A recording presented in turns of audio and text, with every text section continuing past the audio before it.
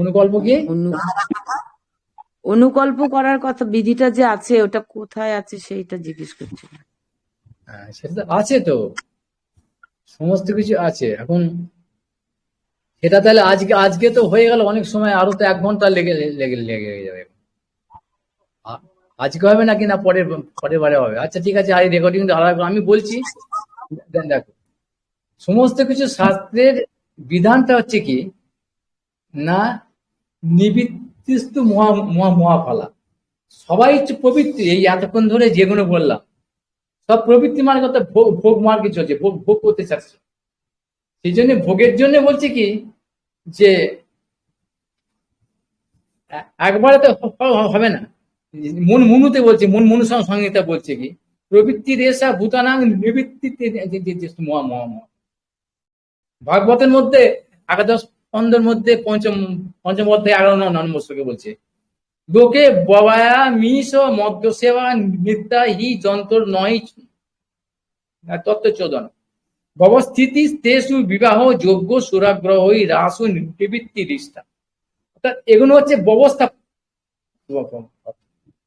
একটা হচ্ছে বিধি আর একটা হচ্ছে ব্যবস্থা। শাস্ত্রের যে নিয়ম কানুন গুলো আছে, এটা বিধি একটা, শাস্ত্রের সরাসরি যে কোনো এই করতে হবে। বিধিও অনেক প্রকারে আছে, যম বিধি, নিয়ম বিধি ইত্যাদি আছে, নিত্য বিধি। আর কিছুটা হচ্ছে ব্যবস্থা। ব্যবস্থা হচ্ছে কিরকম, যেরকম আবার বলা আছে আতুরে নিয়ম নাস্তি আর প্রবাসে নিয়ম নাস্তি। এই যে নিয়মগুলো বলা আছে, আতুর অর্থাৎ যারা আতুর, মানে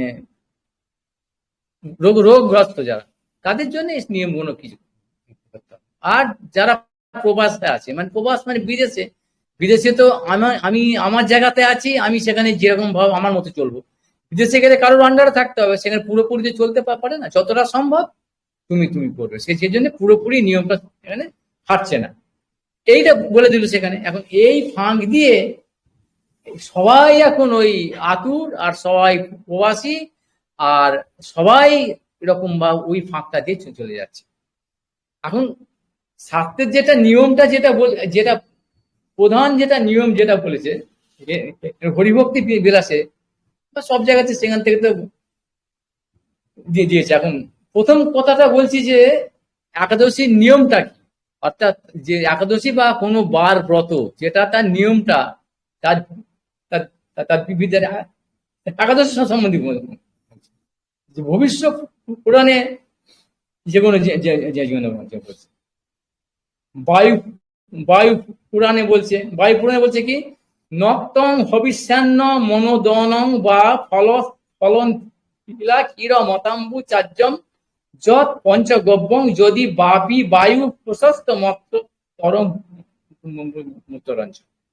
মানে বলছে সমর্থ পক্ষে উপবাস করলে, ব্রত করলে উপবাস করতে হবে, বায়ু খেয়ে থাকবে, মানে না খেয়ে আর কি, বায়ু খেয়ে থাকবে। তাতে অসমর্থ হলে কি পঞ্চগব্য, জানা আছে পঞ্চগব্য জিনিসটা। পঞ্চগব্য না পারলে শুধুমাত্র ঘৃত পান করবে, তাতেও না পারলে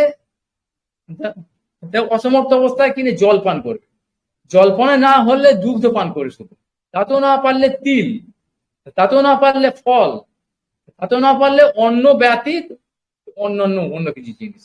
আবার তাতেও হচ্ছে অসমর্থ যদি না পারো নাকি দিবা শেষে, মানে রাত দিনের শেষে একবার কি ভবিষ্যান্ন। আর আতুর ব্যক্তি রাত্রিতে মাত্র একবার যে কোনো হবে তারা খেয়ে করবে। মানে এটা কি যে নিবৃত্তিস্তু মহাফল, এইটাই বললো যে তুমি করো, তুমি যে করতে চাচ্ছ এইটা তোমার, কিন্তু শরীরটাকে রাখতে হবে। কারণ শরীরও মাধ্যম খুলে ধর্ম সাধারণ, সমস্ত কিছুর মূল হচ্ছে শরীর। শরীরটা দিয়ে এই যে এতগুলো কথা এতক্ষণ ধরে বললাম, শরীর দিয়ে তো আমার কাজ কিছু আচরণটা করতে হবে, ভক্তি আচরণটা। শরীরটা যদি পড়ে গেলে কি হবে? সেই শরীর রক্ষার জন্য তুমি যে তোমার যে চেষ্টাটাকে বহন করছি, তুমি যে এই ব্রতটাকে করতে চাচ্ছ, তার জন্য ধন্যবাদ জানানো হচ্ছে। তুমি এইভাবে করে, এইভাবে যদি সম্ভব না হয় এগুলো তুমি করতে পারো, এগুলো বলছে। আর আবার একটা বলছে যে ভবিষ্যৎ পুরাণে বলছে উপবাসাত পরম বৈষ্কাং বৈষ্কাত তা পরম অজা আছি চিচিতম, অজা আছিতা পরম নক্তং তসমান নক্তে না বর্তয়।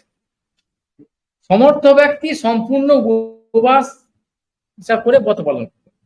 তাতে অসমর্থ হলে ভিক্ষালব্ধ ফলাহার, মানে কিনে একদম আমার পয়সা আছে বলে এই বিশেষ বিশেষ ওই যে শুনেছিলাম না, কার নাকি সকালবেলা নাকি 10,000 নাকি 20,000 নাকি 1,00,000 টাকা ফল লাগে, একবার আমার শুনেছিলাম তো, যা চোরটাকে ধরেছিল যখন সেই চোর মহাচোর যেটা নাকি শিক্ষার, যাই হোক সেরকম ভাব এরকম নয়।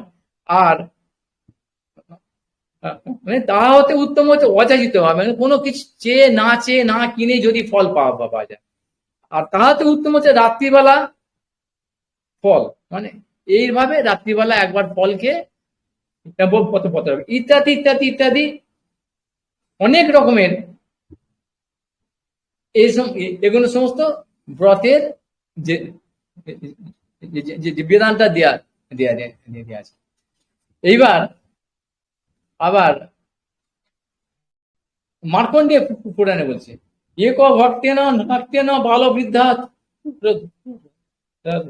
কিপের মূল ফলবির বাপি ন নির্দাদ শিব ভবের, যে একাদশী ইত্যাদিতে যে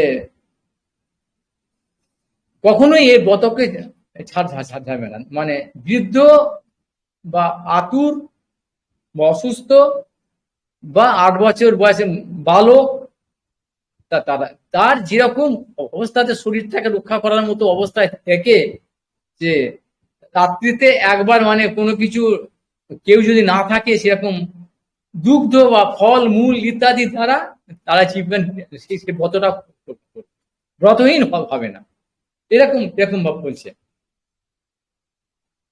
আবার বোধান প্রধান নীতিতে এখানে আছে কাকতায়নীতে, কাকতায়ন মধ্যে এরকম।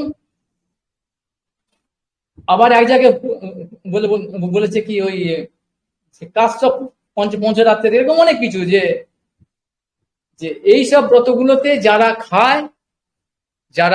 খায় খেয়ে ব্রত করে তারা আমার শরীর মানে সেল মানে ইত্যাদি ইত্যাদি ইত্যাদিতে, যে তাদের যদি খেয়ে করে তাহলে তাদের অপরাধ আমি ক্ষমা করি না, তাদের যত কিছু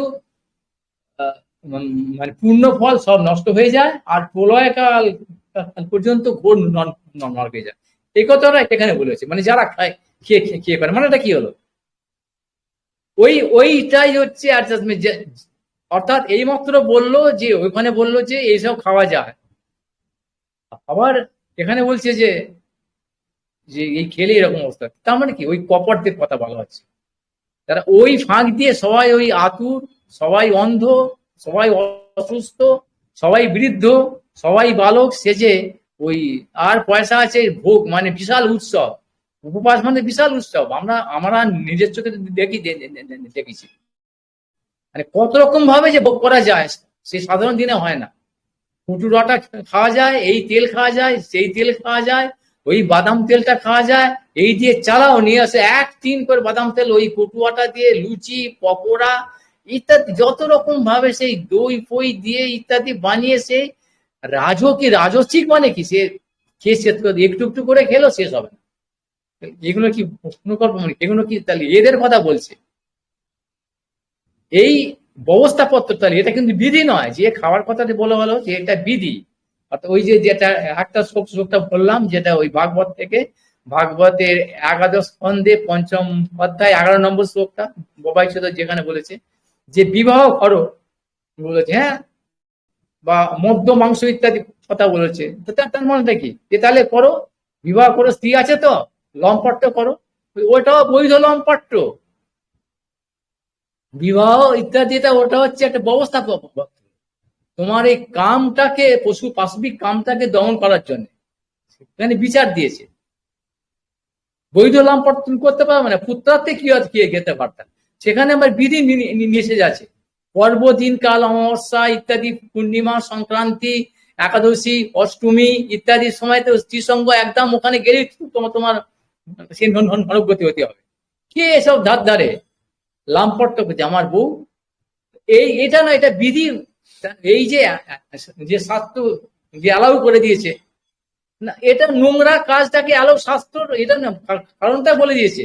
এইসব মদ মাংস এইসব যে স্ত্রীর সঙ্গে, এটা তো স্বাভাবিক পাশবিক, মানে পশুর ইনস্টিংক্ট পাশবিক যে প্রবৃত্তির স্বাভাবিক তো আছে, তো এটাতে এবার বলার কি আছে? লোক স্বাভাবিকভাবেই যে যেটা করছে, ছাগলগুলো, পশু পাখিগুলো, বাঁদরগুলো ইত্যাদি 1 মাস বয়স হয় না তারা কৃষি করছে, এই জন্য স্কুল কলেজে পড়তে হচ্ছে নাকি? আর এখন এরা এইগুলোকে আবার শেখাচ্ছে, মানে কত বড় এরা মানে বদমাস, শয়তান। যেগুলো স্বাভাবিকভাবে পশু পাখি কৃমি কীট স্বাভাবিক তাদের প্রবৃত্তি, সেটাকে আবার শাস্ত্র বলে নাকি, বিধি দেয় নাকি যে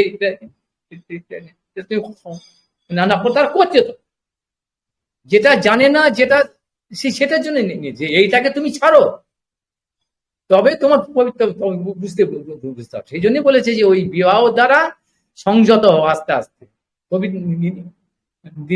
একবার তো পারবে না, এটা একটা ব্যবস্থা পত্র। মদমাতাল মাংস খাচ্ছ, কিন্তু ওই এই পশু হনন, ওই রকম এই যজ্ঞেতে ওই ওই মদের ইত্যাদি একটুখানি সব দিয়ে দিয়ে এইটুকু ইত্যাদি করে আস্তে আস্তে তুমি এরা থেকে নিবৃত্ত, এটা ব্যবস্থা পত্র। মানে এইটা বিধি দিয়ে দিয়েছে না, এবার না হুক এই খাচ্ছে, এই যজ্ঞেতে এই করছে।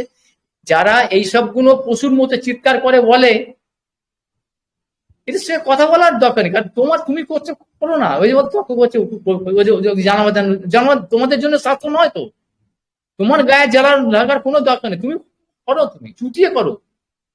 তুমি পশুর মতো যে ভোগ করছো মদ মাংস, যে যে পঞ্চ মকার স্ত্রী শোনা, তুমি করো, তোমার জন্য তো কিছু নেই, ব্যবস্থা নেই তো, তুমি তো এটা স্বাভাবিক। তো শাস্ত্র ব্যবস্থাটা কার্য, যারা ওইটা বুঝতে পেরেছে, এই একটু আগেই আমাদের যে আলোচনাটা হচ্ছিল, যে টপিক, যারা বুঝতে পারছে যে এই শরীরটা পশুর মতন ব্যবহার করে শেষ করে দেওয়ার মতন নয়, তো এরপরে কিছু তো একটা আছে, সেই চিন্তাটা যারা যারা করছে, সেই তাদের জন্য এগুলো বলছে। আচ্ছা, এইগুলো ইত্যাদি অনেক এই হলো। আচ্ছা, এবার যেটা বলছো যে ওই আমি তো বলে দিলাম তো অলরেডি, যে শুধুমাত্র মুখে বলে দিলাম, ব্যাখ্যা করলাম তা না, আমি শোক দিয়ে রেফারেন্স দিয়ে দিয়েছি, যে কথা আরো চাইলে আরো আরো অনেক দিতে পারি। দেখো যে এখানে বলছে যে একাদশীতে যে যারা উপবাস করে, বিষ্ণু ধর্ম করে, রাজা, অনেক কিছু আছে এখানে। এই যে বায়ু বায়ু পুরাণে বলছে, উপবাসে তস্য আহিতাগ্নে রথা পিবা পুত্রান বা কারয়ে দন্যান ব্রাহ্মণান বাপি কারয়। অর্থাৎ এখানে বলতে যাচ্ছে কি, যদি অশক্ত একান্তই হও, তাহলে কি করে তোমার জন্য কাউকে প্রতিনিধি নিয়োগ করতে পারো। অর্থাৎ নিজে পারছো না, খুব অসুস্থ, মানে কিছু এই সময় এই ওষুধ পালা এইগুলো না খেলে মরে যাবে, তখন তার জন্য সেই ভাগটা কাউকে দিতে পারো। সেটা কে না, কোনো ব্রাহ্মণকে, বা কোনো পুত্রকে, বা কোনো তার তার তার ভ্রাতা ভগ্নী মা বাবা, যাকে খুশি নিয়োগ করতে হবে, যে আমার হয়ে তুমি করো, এটাও হতে পারে। তাহলে ব্রাহ্মণকে বড় দক্ষিণা দিয়ে সে করতে হবে, তাহলে শুধু যে তোমার ফলটা হলো, আর যিনি করছেন ব্রাহ্মণ বা ইত্যাদি তারও ফলটা হবে। সেই জন্য বলছে এইরকম প্রতিনিধি দিয়ে করালে সে ডবল ফল হচ্ছে সেখানে। এখন এইখানেতে এই জিনিসগুলোর উদ্দেশ্যটা কি, যে ব্রতটা করতে হবে, ব্রত করা এইটাই, কিন্তু ওই ফাঁক দিয়ে আর ব্রত করতে মানে উপবাস, এর নামটাই হচ্ছে একাদশী ব্রত উপবাস, এর সঙ্গে যোগ করা হচ্ছে ব্রত উপবাস, উপবাসের সঙ্গে। আর উপবাস যারা না করছে তাদের এরকম অবস্থাটা। যাই হোক, এরকম ভাব বহু রকম স্বাস্থ্য থেকে অনেক অনেক উদাহরণ আমি দিতে পারি এখনো। হ্যাঁ, অনেক অনেক আছে। একাদশী দিনে যে অগ্নি পুরাণে বলছে, গৃহস্থ ব্রহ্মচারী বা আইতাগ্নি জ্যোতিষতা একদশাং ন ভুঞ্জিত প্রক্ষয় রূপ রূপয়রপি। যে যে কোনো বর্ণ আশ্রম অগ্নিপুরাণে বলছে গৃহস্থ ব্রহ্মচারী বা বনপ্রস্থী বা বা সন্ন্যাসী, যে কোনো সকলকেই, সে সকলেই এই একাদশী ব্রত করবে, এই সমস্ত ইত্যাদি ব্রত এরকম ভাব। আর ব্রত মানে যে উপবাস বলে বলে বলে দিলাম। আর উপবাসের অশক্ত পক্ষে যেগুলো বলে দিলাম, মার্কণ্ডেয় পুরাণ ইত্যাদি অনেক কিছু আমি বলে বলে বলেছি। এগুলো যে অশক্ত অশক্ত পক্ষে, তাদের জন্য এই অনুকল্প, এই বিধিগুলো দেওয়া আছে। এটা না পারলে ওইটা, ওটা না পারলে ওটা, ওটা মানে মুখ্য লক্ষ্যটা হচ্ছে যে নিবৃত্ত প্রবৃত্তি থেকে আস্তে আস্তে তাদের, অর্থাৎ স্থান কাল পাত্র পরিবেশ বা পরিস্থিতি ইত্যাদি ইত্যাদি অনুসারে তারা ব্যবস্থা নেবে। সেই ব্যবস্থার নাম হচ্ছে কিন্তু বিধি নয়, ব্যবস্থা। ব্যবস্থা মানে ওইটাই সাব্যস্ত হয়ে গেল, এটা খাওয়া যাবে। এখন এই ফাঁকিবাজ গুলো যারা ওগুলো করে নিচ্ছে, তাদের ক্ষেত্রে আবার এখানে করেছে। এই যে বললাম যে কাস্ত পঞ্চরাত্রি ইত্যাদি ইত্যাদি, যে যে একটা ছল কপট যারা একটা কোনো কিছু একটা শর্ট একটা ফাঁক খুঁজে এই তো এটা করা যাক।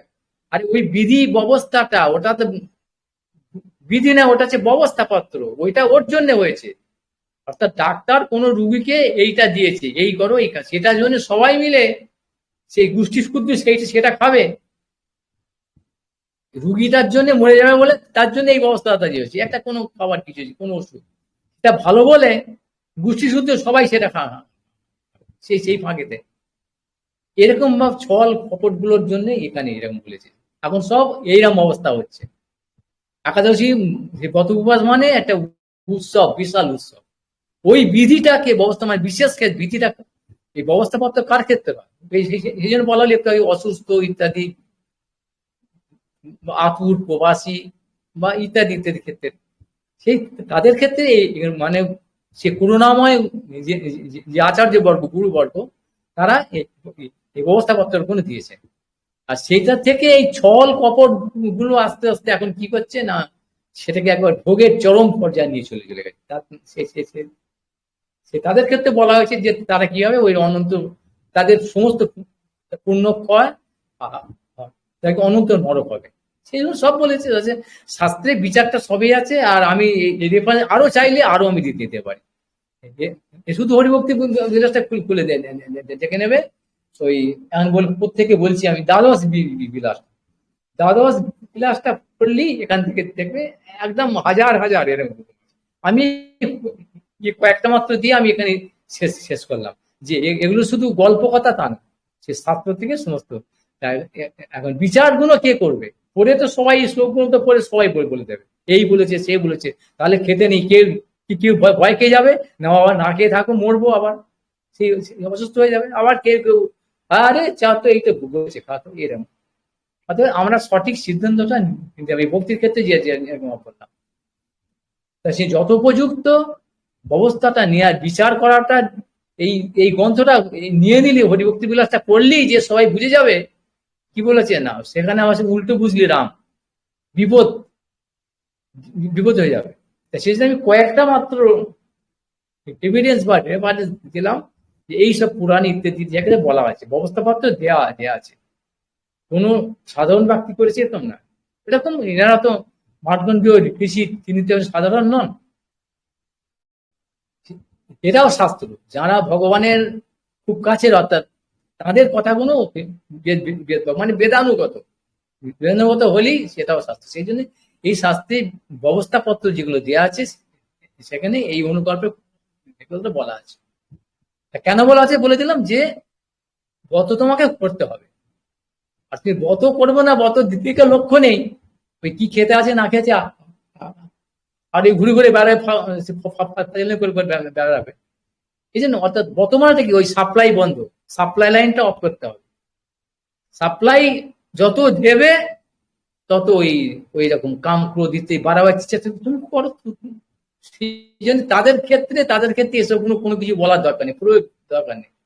যারা চাচ্ছে, যারা মঙ্গল খুঁজছে চাচ্ছে, বিচারটা তাদের কাছে, এদের কাছে বিচার করতে যাবার আমার দরকার কি আছে? যে এদের সঙ্গে কথা বলাই বন্ধ করে দিতে, তোমরা করছো করো, যা খুশি করছো, হ্যাঁ ঠিক আছে, সব ঠিক। তার মধ্যে দেখতে হবে যারা সঠিকভাবে ওই অলরেডি ইতিমধ্যে যারা ওই যে 3টে স্টেজ পার হয়েছে, অর্থাৎ বাবা মার কাছ থেকে শিখেছে, ভক্তি পথে আছে, ভক্তি অনুশীলন করছেন, কিন্তু লাইন পাচ্ছে, অর্থাৎ লক্ষ্যটা বুঝতে পারছেন না, কোথায় যেন একটা মিস হয়ে যাচ্ছে, একটা মিসিং হচ্ছে, ঠিক লাগছে না, কোথায় কি যেন গন্ডগোল হচ্ছে একটা, তাদের জন্য এগুলো। আর যারা বুঝছে আমি ঠিক আছে, আমি তো বিরাট ভক্ত, এই করছি সেই করছি একাদশী করছি, তাদের ক্ষেত্রে কেন বক্তব্য নয়, করো তুমি যা বুঝেছো। তারাও একরকম আছে, নারকেলের ছোবা। আর যারা বাইরে আছে, যারা পশুর মতো, এসব কিছু মানে না, কিছু জানে না ওসব। এই যে শুনছিলাম অনেক, দেখুন যে আরে আহ, আহ, ভগবান মানুষকে কি সৃষ্টি করেছে, মানুষ ভগবানকে সৃষ্টি করেছে না, কেন না, মানুষ সৃষ্টি হয়েছে 10,000 বছর আগে, আর ভগবান সৃষ্টি হয়েছে 2,000 বছর আগে। তাহলে কে সৃষ্টি করলো? মানুষ ভগবান এইসব কি বলবো এদের, মানে গালাগালি করতে, এইগুলো তো পাগল ছাগল একদম, মানে উন্মত্ত হয়ে আছে, উন্মত্ত পশু, এখানে পশ্চাৎ, তাহলে এদের সঙ্গে কি কথা বলতে, এদের কি, এদের তো একদম একদম নিকৃষ্ট কীট, ওই যেরকম বা ওই কি হিরোইন চরস খেয়ে যারা একদম মানে বিকৃত অবস্থা, বিকৃত মানে খ্যাপা কুকুর বা পাগল কুকুর শিয়ালের মতো, এটা এটা এটা চালিয়ে এরা করছে, এদের সঙ্গে কথা, হ্যাঁ বাবা ঠিক ঠিক ঠিক, তুমি যখন ঠিক, হ্যাঁ ঠিক কথা, একদম ঠিক, এরকম কোনদিন ঠিক এর চাকরি ঠিক আর হয়নি, আর হবে না, ঠিক আছে, ওদেরকে এইভাবে ছেড়ে দিতে হবে। ওদের সঙ্গে তক্ক সবার সঙ্গে যে তক্ক করতে হবে, স্বাস্থ্যের ধার ধারে, স্বাস্থ্য এত সমুদ্র, বললাম যেটা হচ্ছে ওই যে রোমর্সন সুতো ইত্যাদি শব্দে পারেছেন, এই শাস্ত্র পারঙ্গত হয়েও, বেদ পারঙ্গত হয়েও তারা বুঝতে পারছেন। আর এটা তো শাস্ত্র ধার ধারে না, পশুর মতো শুধু এই ভোগ করছে, কাম ক্রোধ লোভের জন্য ছুটছে পাগলের মতো, এক জন্ম থেকেই বাবা মা তাই, তারা ওরকম বংশ, তার ওরকম রক্ত তাই ফুটছে। কোথায় কাম, কোথায় কাম, কোথায় যে কুকুর গুলো পাগল হয়েছে, ছাগল গুলো, সোয়ার গুলো, শুধু ওইটাই ওইটাই এই সংসার, ছেলে মেয়ে পয়দা করে একের পর এক চালাও। এদের সঙ্গে তো কথা, এগুলো তো নয়, এদের উপেক্ষা বলছে, এরা এরকমই বলবে, এদের এই কথা শুনেই বুঝে নিতে হবে যে এরা কি। যে সবার সঙ্গে স্বাস্থ্য আলোচনা বা সবাইকে বলা উপদেশ দেওয়া না, তারা দেয় না। আসল গুরুদেব যারা, তারা জানেন এগুলো বলে নিষিদ্ধ আছে। সেদিন নাম উপদেশ, নাম অপরাধ যে দিয়েছেন 10টার মধ্যে একটা আছে না, যে অশ্রদ্ধালু জনে নাম উপদেশ, এটা অপরাধ। কে কার ধার ধারে, যাকে দেখছে সে বিরাট গুরু হয়ে যাচ্ছে, আবার শাস্ত্রের চাইতে বড়, সবাইকে কি বলে মহাপ্রভু বলেছে, যারে দেখো তারে করো নাম উপদেশ, তারা এইটা দিয়ে ফাঁকটা দিয়ে বেরিয়ে যায়। মহাপ্রভু বলেছেন, কাকে বলেছেন? তাহলে এইটা তাহলে ভুল হলো তো, তাহলে ওইটা তাহলে তাহলে এরকম হয়ে গেলো, তাহলে কোনটা দিক? এই জন্য বিচার করার ক্ষমতাটা নেই, ওই একটা দিক নিয়ে ছোটে, হয় নারকেলের মালা আর নয় নারকেলের। এটা দেখুন, নাম নাম করতে গেলে যেটা তার জন্য প্রাথমিক যে 10টা অপরাধ কি না, নিয়ম কি নাম অপরাধ ত্যাগ করে, অপরাধ শূন্য নাম করলে মানে সে শুদ্ধ নাম, শুদ্ধ বৈষ্ণব, তাদের তো এইটাই দরকার। সেখানে বলছে কি, যে অশ্রদ্ধালু জনের নাম উপদেশ না, এটা অপরাধ, তার শ্রদ্ধা নেই। শ্রদ্ধা মানে কি? আবার এখানেও বিচার আছে, শ্রদ্ধা শব্দে বিশ্বাস হয় শুধু নিশ্বাস, নিশ্চয় এখানে বলে দিয়েছে। কি বিশ্বাস? পরের লাইনে বলছে, কৃষ্ণে ভক্তি করিলে সর্বকর্ম কৃত হয়, এটা এখানে বলেছে তো। আর আমরা বাজারে কি শুনছি, কি বলে, গুরু বাক্যে শাস্ত্র বাক্যে বিশ্বাস, এটা এটা বলে সবাই শুনিস তো, এটা সবসময় বাজারে চলছে তো, এটা কোন শাস্ত্রে আছে? শাস্ত্র নেই। ভালো কথাটা ভালো, কিন্তু কথাটা ঠিকই, কিন্তু ওই ফাঁক দিয়ে ওটা বেরিয়ে যায়। গুরু বাক্যে শাস্ত্র বাক্য, মানে গুরু কি, অর্থাৎ এই যে এতক্ষণ ধরে বললাম, যারা গুরু, যারা লঘু, যারা অর্থাৎ এই পিতামাতা গুরু বললাম, পশু পাখির মতো, শুয়ারের মতো ওরকম দীক্ষা ছেড়ে দিচ্ছে, এরাও তো গুরু। তাহলে এ যেমন করে বলবে আজকের এই একাদশীটা খাওয়া যায়, এই এই কাকচি শকুনের এই বাগানের খাবার গুলো খাওয়া যায়, এতে তেমন একটা নয়। এর- এটাও তো গরু একটা, এ তো গরু, তাহলে এর বাকি বাকি বিশ্বাস করো না। আর শাস্ত্র কোথায় কি একটা লিখে দিয়েছে, বই লিখে অমুক মহারাজ লিখেছে এই 13 কোটি 13,36,65,892 মহারাজ এত দিয়ে দিল, অমুক মহারাজ লিখেছেন এই বইটা, সে তার নামের চোটে গগন ফাটে, কি না একটা ওইরকম করে ওইখানে ওখানে লেখা আছে সব জীব মাতৃ নারায়ণ, সবাই নারায়ণ, ওই সবাই শিব, সব খাওয়া যায়, অমুক বলেছে খাওয়া যায়, খাওয়া তো সবই যায়, সব তো খাওয়া, কিন্তু কার খাবারটা খাচ্ছ? বিষটা তো খাবার, কোনটা খাবার নয়? গাছপালা লোহা টোয়া সবই তো খাবার, সেই খাবারটা কে খাচ্ছে? সেইখানটাতে বিচার, তুমি তাহলে ওইটা বলো না। মনুষ্য আকার হইলে কি হয়?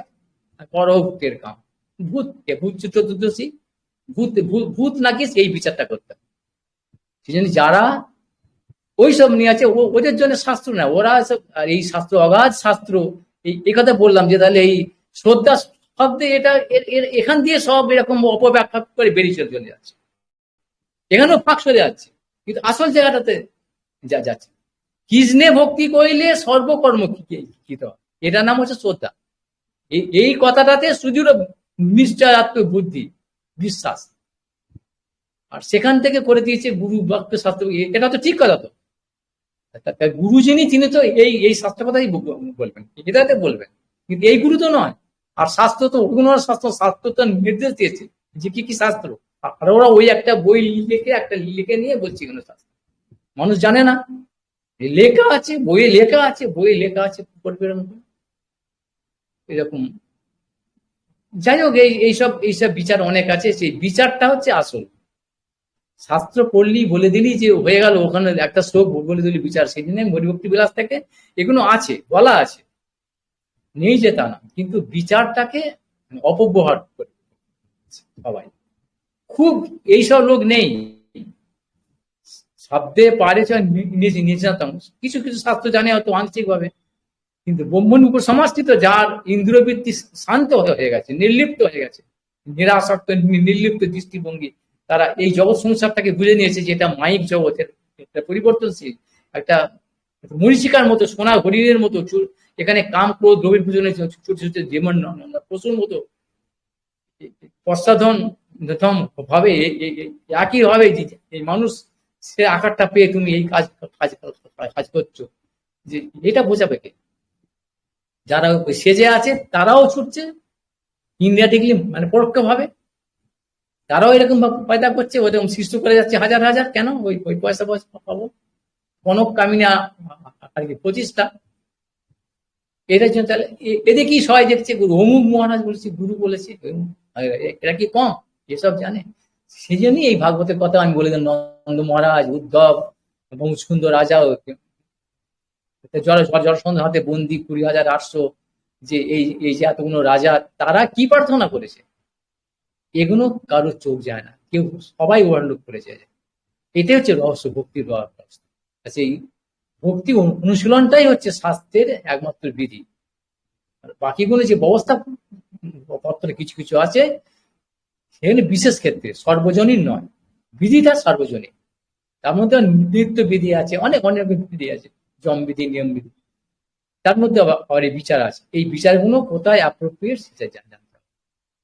সেই জন্যই সৎসঙ্গ মানে এমনি একটা কিছু বই খুলে পড়লো, কালকে শুনছিলাম কালকে, আমার পাননাথ পানেশ্বরী গৌর হরি, মানে 10 মিনিট শুধু এইটা করে কাটিয়ে দিল, এখানে পাঠ হয়, শুনছি মাইকে শুনছি, বললাম 10 মিনিট কায়দা করে আরো থেমে থেমে করে কাটিয়ে দিল, আমার অমুক আমার পানেশ্বর এই বলেছে, সেই আসল কথাটা কি, বক্তব্যটা ওই যে ঢংটাতে মানুষ আকৃষ্ট, এই ঢংটা ছিল রোহিণী, যে রোম রোম হর্ষণ, এটা বলেছে, ওই ঢং আর নাটকবাজি গুলোকে শেষ করে দিয়েছে তিনি, কেটে দিয়েছে, এখনো আছে।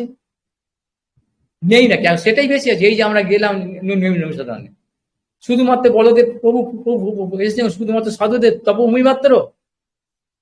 পুলিশ গুলো কি বলবো, ওখানে অত পুলিশ, এরা তো জানে কত পুলিশ ওখানে দেখছিলেন সবসময়।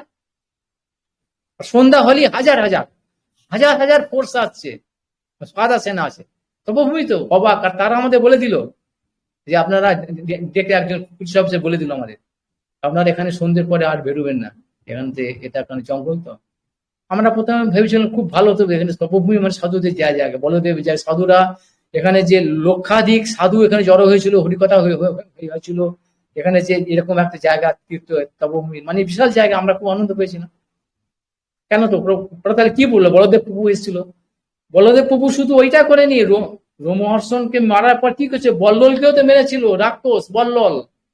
যেখানে ওইসব আছে, মধু আছে, সেখানে পোকাও আছে, ভালো ফুল মানে সেখানে ব্যান ব্যান করছে পোকা। সে বল্লল আজও আছে, ওই অসুরের দল আজও আছে ওখানে, মিলেচ্ছর দল। যার জন্য ওরা সাধু থেকে সাবধান থাকতে হয়, সাধু সাবধান মানে এই জন্য। সেই রকম যারা সাধু অর্থাৎ যারা ভজন করতে চাচ্ছেন, তাদের এই বিচারগুলোই হচ্ছে সাধু সঙ্গ হরিকথা মানে হচ্ছে এইটা, এই বিচারগুলো। এগুলো না ওই একটা বই খুলে পড়লো ওই রকম একটা ঢং দেখে, সে তো সব জানে শাস্ত্র, আবার কি আবার বেশিরভাগ জানে না, যারা জানে তাদেরকে তো। সেই জন্যই বলদেব প্রভু ওখানে রোমহর্ষণকে মারলো, তারপরে এই অসুরকেও মারলো। এই কারণটা, এগুলো হচ্ছে মুখ্য কারণ ভক্তির রক্ষা। কিন্তু সেইগুলো আজও আছে, তাদের দল ছানাপোনা আজও তো আছে। তারকারা খুশি দল আমি বলি না, তার ছেলে পিলে ভাইপো মানুষ, ভাই ভাই ছেলে ছেলে ভাইপো সব একরকম বাড়ির সুবাহু সব আছে তো। ওই দাঁত বার করে আছে, ওই বলছে রাত্রির পরে আর বেরোবে না বাবা, তাহলে ওই আমার দল আছে, সব খেয়ে নেবে, আছে আজও আছে। সেই জন্য এই শাস্ত্র হিসেবে যারা, এদের তো চেনা যাবে না, কিন্তু ভদ্রলোক সেজে আছে, আর এরা সে সাধু সেজে আছে, গুরু সেজে আছে। সেই জন্য শাস্ত্রীয় বিচার, এই বিচারের লোক নেই। যা, এইটাই হচ্ছে কথা বললাম, আজকে অনেক হয়ে গেল। বাঞ্ছা কল্প তরু ভস্ত কৃপা সিন্ধু নাম পবন কৃষ্ণ হরে কৃষ্ণ হরে কৃষ্ণ কৃষ্ণ হরে রাম। আমরা ফত সব করছি, লক্ষ্যটা নেই, ঠিক নেই, কেন করছি?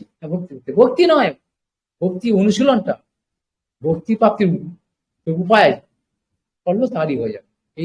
এইটা হচ্ছে রহস্য। ঠিক আছে, আজকে চলো পুনঃ দুটো হলো।